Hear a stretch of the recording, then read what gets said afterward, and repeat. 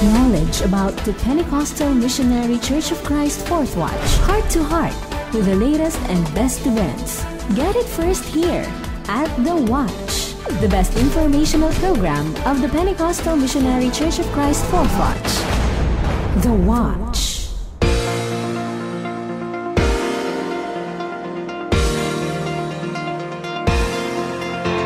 The Watch.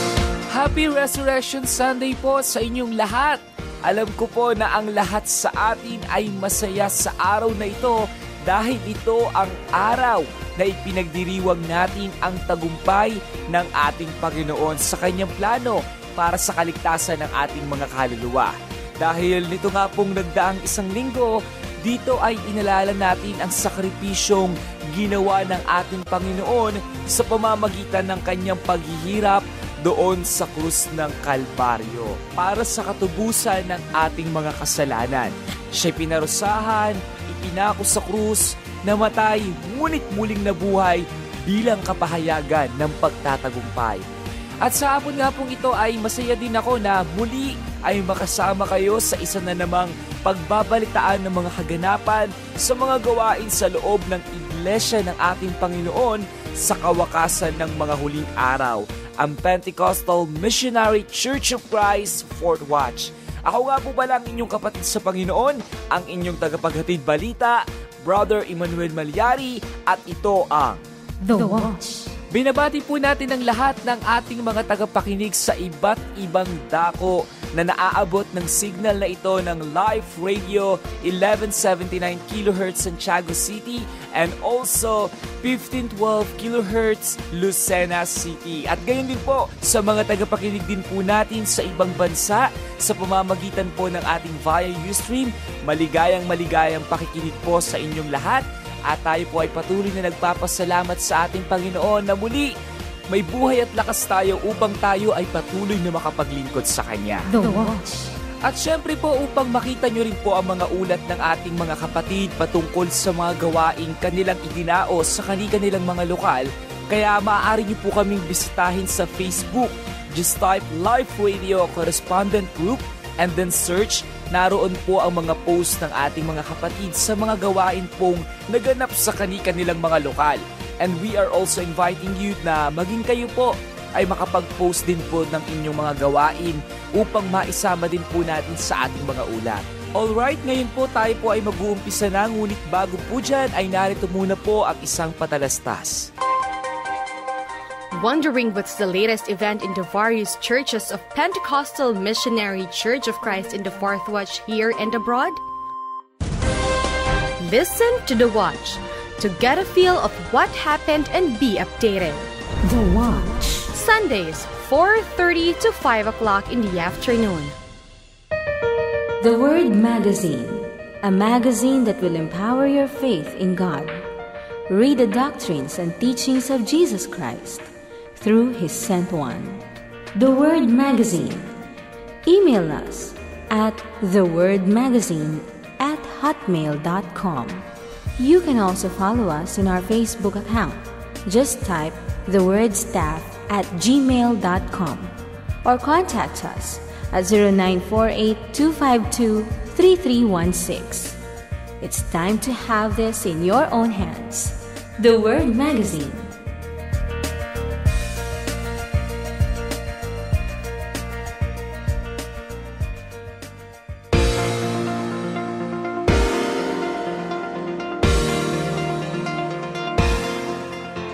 Nagbabalik po ang The Watch. At ako pa rin po ang inyong nakakasama, Brother Emmanuel Malyari. So nito nga pong isang linggong nagdaan ay tinatawag nating Holy Week o Mahal na Araw. Ito ay pag-alaala natin sa ginawang sakripisyo at paghihirap ng Panginoon doon sa krus ng Kalbaryo. At isa nga po sa mga isinagawa natin sa Iglesia ng ating Panginoon ay ang 7 Last Saying.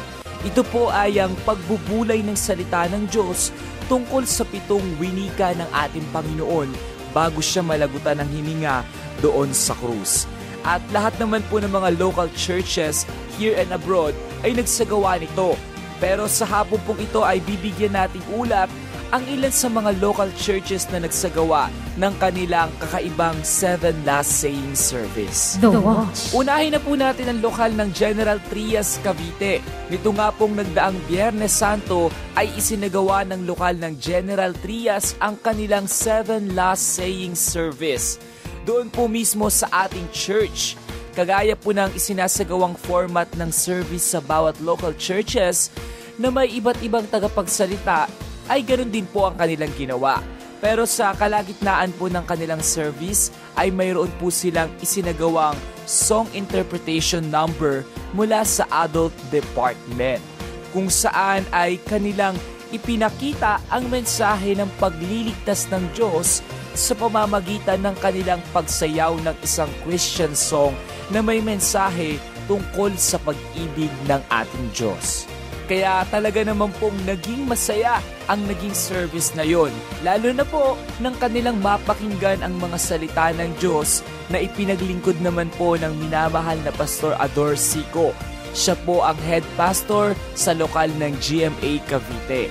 Sa kanyang mensahe ay lalo niyang pinag-igting ang pananampalataya ng mga kapatid maging ng mga bisita na dumalo sa gawaing yon. The Watch. At naging daan din nga po ito upang matanggap po ng ating mga kaibigan ang kaligtasan na siyang dahilan ng kamatayan ng Panginoon doon sa krus ng Kalbaryo. The Watch. Kaya po sa ating mga kapatid dyan sa lokal ng General Trias, Cavite, binabati ko po kayo sa inyo pong matagumpay na 7 Last Saying Service sa pangunguna po ng kanilang head minister, Brother Ramil Zonyo. The Watch. Isunod naman po natin ang lokal ng Muñoz, Nueva Ecija. Noong Biyernes Santo din po ay kanila pong isinagawa ang kanilang 7 Last Sayings. At doon naman po ay ginawa din nila ang kakaibang 7 Last Sayings sa pamamagitan po ng pagpapalabas nila ng isang video presentation na may pamagat na The Plan of Salvation. Sa video nga po na kanilang pinanood ay ipinakita kung paanong nabuo ang plano ng Diyos sa pamamagitan ng mga sakripisyo at pagtitiis na ginawa ng ating Panginoon. Hindi lamang po si Kristo, kundi maging ang Diyos Ama dahil sa kanyang pag-ibig sa atin ng mga makasalanan ay nagawa niyang ibigay ang kanyang bugtong na anak. Ang video presentation na ito ay inihanda ng ating mga kapatid na kabataan mula sa lokal na yon. Sinundan naman ito ng mga mensahe ng salita ng Diyos na ipinaglingkod ng mga manggagawa sa lokal na yon, na pinapangasiwaan ni Pastor Tess Abelgas. At kanya nga pong pinalawak ang pagkaunawa ng bawat kapatid para lalo nilang makita ang kadakilaan ng pag-ibig ng Diyos. At nang hirap nga po na dinanas ng ating Panginoon bago nabuo ang kaligtasan na ating tinataglay ngayon. Nasabi niya nga na dapat nating ingatan ng ating pananampalataya dahil mahal ang ipinambayad dito. Hindi pera o ginto, kundi ang dugo ng Panginoong Hesus. Kaya naging matagumpay nga po ang gawain yun at nagbunga din po ng mga kaluluwang tumanggap sa ating Panginoon. Kaya po sa ating mga kapatid sa Muñoz, Nueva Ecija, congratulations po na sa lahat ng mga kapatid na nakaisa upang maisagawa ang gawain ito. Pagpalain po kayo lahat ng ating Panginoon. The Watch. Ngayon naman po ay pumunta tayo sa 7 Last Saying Service na isinagawa sa lokal ng Malagasang, Cavite. Bago nga po ang service na ito, noong nagdaang linggo po, March 20, ay nagsagawa na ng Adult and Elders Department ng kanilang Lenten Cantata. Ito po ay isang paraan ng pagpapakita ng mensahe ng pag-ibig at pagliligtas ng Diyos sa pamamagitan ng pag-awit ng mga Christian hymn na talaga naman pong nakakalakas ang mga mensahe. Ilan sa kanilang mga inawit ay ang Sa Burol Isang Krus o The Old Grudge Cross at marami pa pong iba. Noong Biyernes naman po, habang kanilang isinasagawa ang kanilang 7 Last Saying Service, ay nagsagawa din po sila ng tinatawag na sinakulo. Dito po ay kanilang binigyang buhay ang paghihirap ng Panginoon doon sa krus ng Kalbaryo sa pamamagitan po ng isang stage play. Sa huling bahagi ng gawain sa ikapitong winika ng Panginoon ay si Bishop Art Ferriol ang naging tagapagsalita nila at kanya nga pong binulay ang malaking bahagi ng sakripisyong ginawa ng ating Panginoon para sa ating mga kasalanan. The Watch. Kaya sa ating mga kapatid sa Malagasang, binabati po namin kayo sa tagumpay ng inyong 7 Last Sayings Service. At ganoon din po sa lahat po ng mga lokal na nagsagawa ng kanilang mga 7 Last Sayings Service. Congratulations po sa inyong lahat. Alam ko po na kayong lahat ay pinagpala ng ating Panginoon sa mga salita ng Diyos na ating napakinggan. Meanwhile, pakinggan muna po natin ang ilang paalaala. Katotohanan. Nais nating laging marinig. Kaya naman malugod naming inihahandog ang programang Oras ng Katotohanan. Mga salita ng Diyos na pawang galing sa banal na kasulatan. Mga salitang magbibigay ng pag-asa sa lahat ng iyong pangangailangan sa buhay na ito at sa buhay na darating. Mapapakinggan araw-araw tuwing alas 12 hanggang 1:00 ng tanghali at tuwing gabi alas 7 hanggang alas 8 dito lamang sa Live Radio 1512 kHz.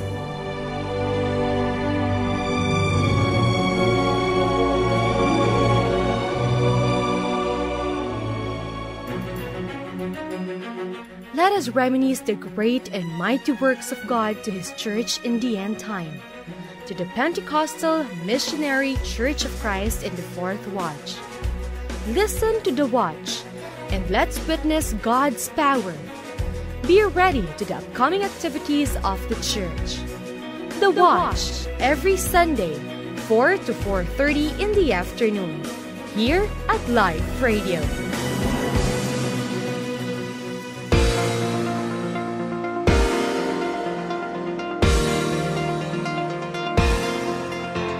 Muli pong nagbabalik ang programang The Watch. at ako pa rin po ang inyong nakakasama, Brother Emmanuel Malyari. So sa hapong ito, kagaya ng aking sinabi kanina, ay ating pong bibigyang ulat ang mga kaganapan sa nagdaang Mega Cenaculo 2016. Isang linggo po yang isinagawa sa magkakaibang venue. Ito po ay taon-taong isinasagawa ng Alpha Omega Theatrical Production. Ang mga kaspo ay ang mga kabataan at ilan po sa may mga sapat na gulang na member ng Pentecostal Missionary Church of Christ Fourth Watch. At para po sa mga ulat na yan, ay makakasama po natin ang isa sa ating correspondent para magbalita sa 5 venue ng ating Mega Cenaculo 2016. At para pasimulan, narito ang mga naging kaganapan sa Mega Cenaculo 2016. Pakinggan po natin ang mga ulat ng ating kapatid na Sister Sara Atiya.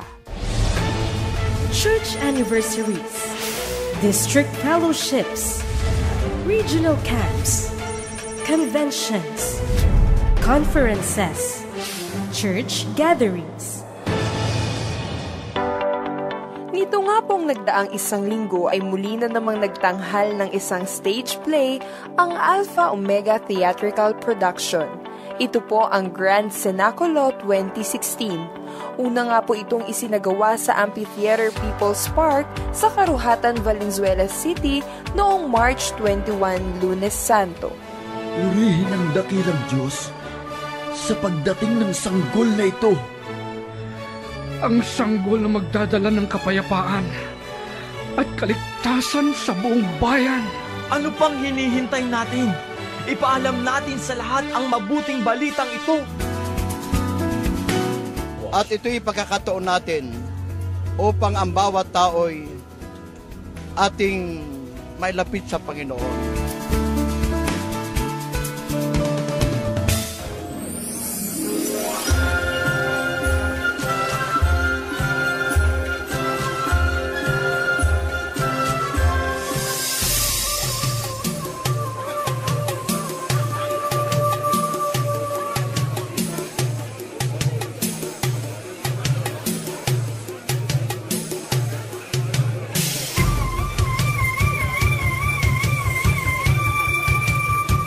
Parang napaka-inviting ng stage nyo. Saka napaka-receptive ng crowd. Magaling! Kahaga-haga ka sa napakagaling mong umindak. Natutunan mo ba yan sa iyong inang si Herodias?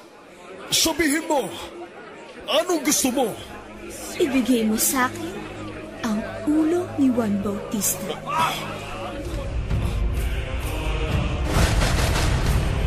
Kinalimutan ninyo ang salita ng Diyos.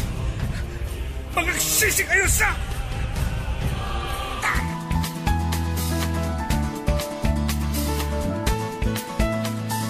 Ngayon lang ako nakapanood ng ganyan na naramdaman ko sa sarili ko.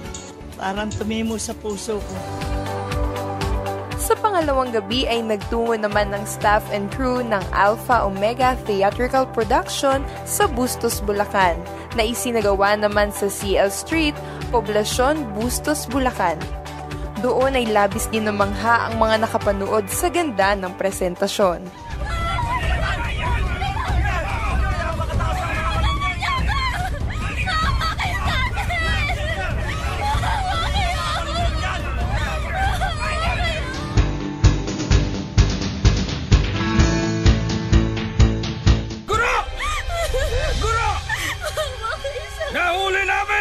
Ito! Nakasalukuyang nangangalunya! Ayon sa kautusan ni Moises, ay ipinag-uutos sa amin na ang sinumang mahuling gumagawa nito ay babatuhin hanggang sa mamatay! Ang walang kasalanan sa inyo, ang siyang unang bumoto sa kanya. Ano? Paano natin babatuhin? Tayo man ay nagkasala din. Realistic yung pagkakagawa. Yung mga na-experience namin sa panonood dyan, talagang nararamdaman namin yung message ng program.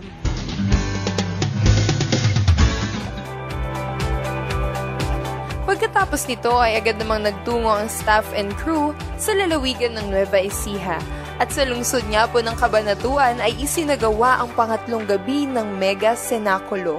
Ginawa naman po ito sa Freedom Park sa Cabanatuan City. Sino itong pulubi na inyong dinala rito? Siya si Jesus na taga Nazaret na pinagmumula ng kaguluhan!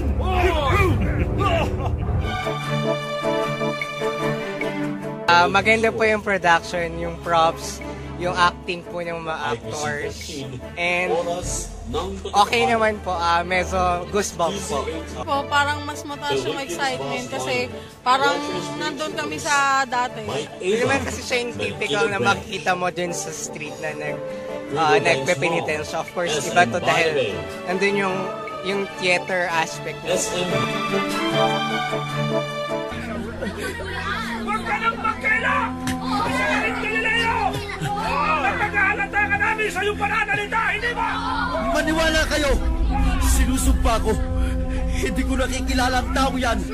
Hindi ko siya nakikilala! Hindi ko siya nakikilala! Sinungaling ka! Sinungaling!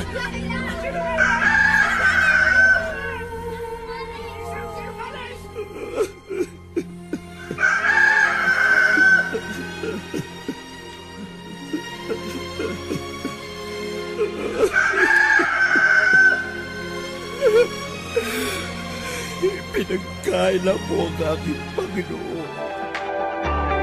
Bagaman gabing-gabi na nang matapos ang pagtatanghal sa Cabanatuan, ay hindi iniwan ng mga tao ang panonood hanggang sa matapos ito. Sumunod naman po na venue ay sa Makati City, na isinagawa sa harap ng Makati City Hall sa Quadrangle Parking.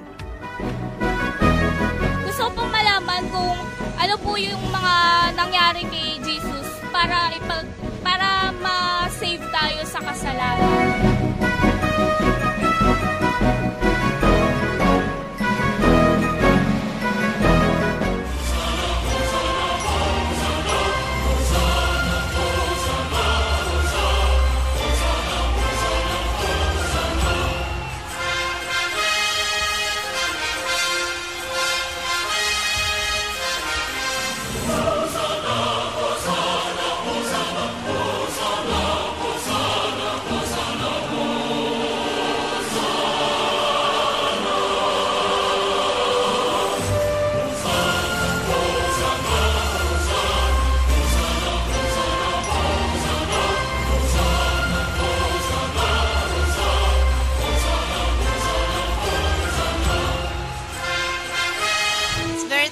Tsaka yung message, very much important sa amin. Kasi maganda yung story. At saka very touching nga. Kumbaga yung pinaparating ng story is may maunawaan natin kung bakit ganun yung sakripisyo ni Lord para sa ating lahat. Salamat sa Panginoon dahil hindi natin ina-expect na ganito karami.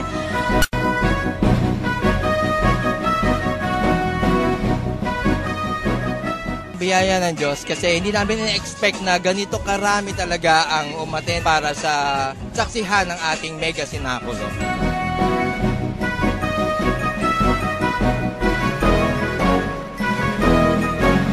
Parang awa na ninyo!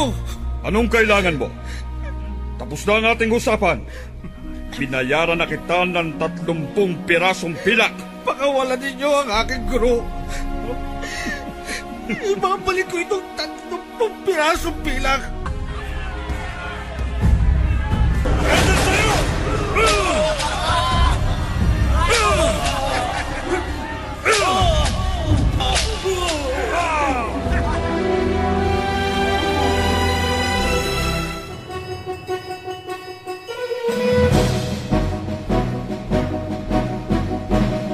They performed well, yung mga cast. At saka maganda ang kanilang make-up and yung mga costume. Talagang it's world class. At sa huling gabi nga po ay muli itong isinagawa sa Marikina City sa harap ng Justice Hall. Kagaya ng mga unang gabi ng pagtatanghal ay dinagsa nga po ito ng mga manonood upang masaksihan ang ginawang pagliligtas ng Diyos sa mga taong makasalanan. As a reflection during Lenten season, magandang experience to sa bawat isa. Sobrang laki ng impact personally sa akin. Yung napanood ko parang na-feel ko kung paano ako niligtas ni Kristo. Ang landas na pagturusa noon sa Jerusalem, mga tao'y nagtungo at naghintay nang mapagmasdan lang si Kristo'y hinatulang mamatay.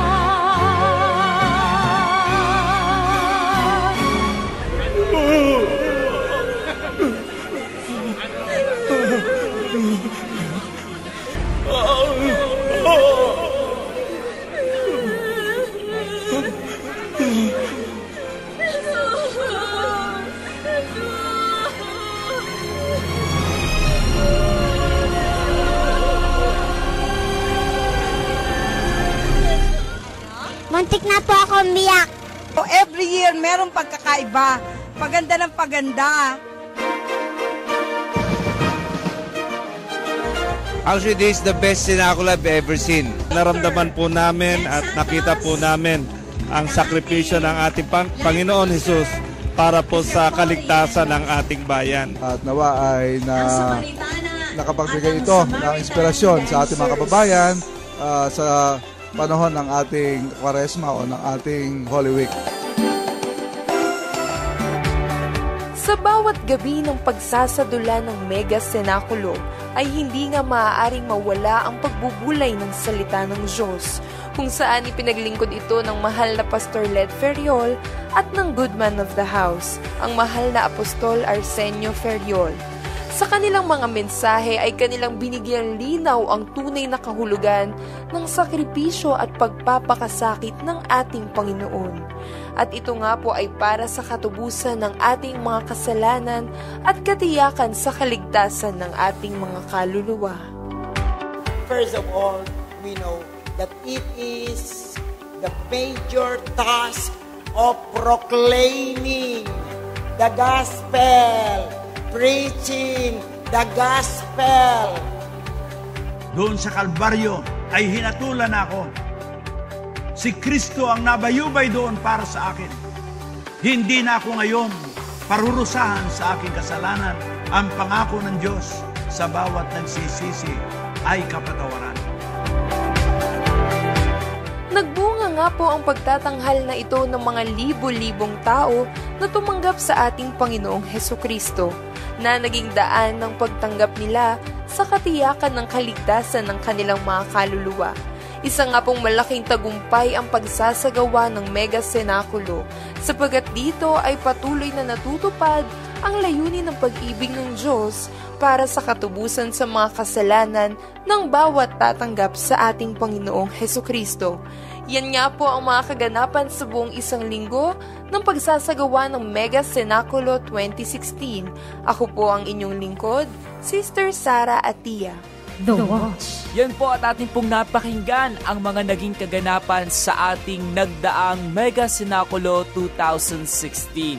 Salamat kay Sister Sara Atia na naghatid sa atin ng mga balitang ito na siyang tumutok sa mga lugar na yon para maihatid sa atin ang mga kaganapan doon.